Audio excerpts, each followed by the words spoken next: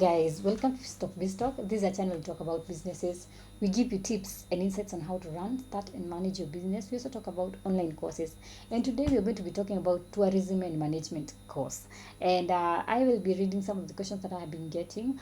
And welcome to Finstock. This is a channel we talk about businesses. We give you tips and insights on how to run, start and manage your business. And one of the questions I've been getting is, what is a tourism and management course? So you find that tourism management now refers to everything related to hospitality and travel industries, and you find that it offers extensive training opportunities for travel accommodations and food management positions. And tourism management can also include working in associations or agencies that are directly involved with tourism services.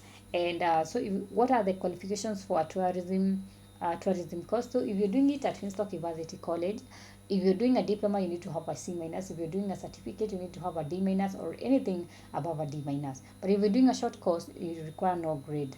And then we have someone is still asking about the grade. Someone is asking, how much does tourism pay in Kenya? So according to the pay scale, you find that the average salary of tourism management in Kenya is 1.2 million. So you find that is really good money. And but you find that this figure can range from 400,000 to 3.5 million, depending on the earlier factors, or depending on whichever the company you're working with.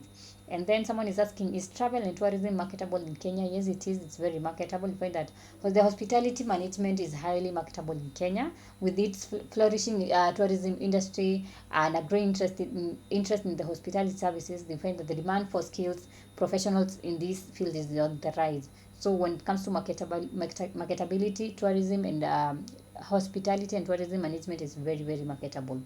And then someone is asking,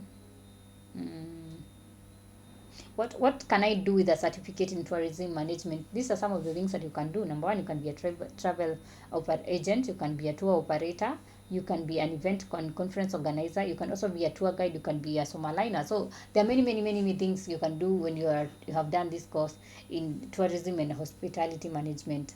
And then someone is asking, how long is the course? If you want to do a diploma course, it will take you 12 months. If you want to do a certificate, it will take you 8 months. If you want to do a short course, it will take you 1 to 4 months. And if you're interested in doing this course, you can do them online at Finstock Evarsity College. Visit their website at www.finstockevarsity.com or call them at 0703 313 722 or send them an email at info@finstockevarsity.com.